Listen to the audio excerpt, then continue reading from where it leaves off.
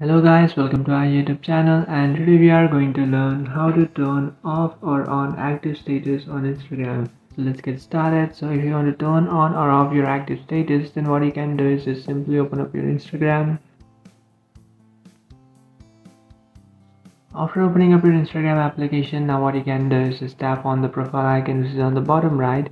After tapping on your profile icon, just tap on the three bar icon which is on the top right.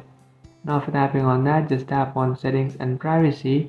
After tapping on your settings and privacy, now in search bar you have to search for show active status.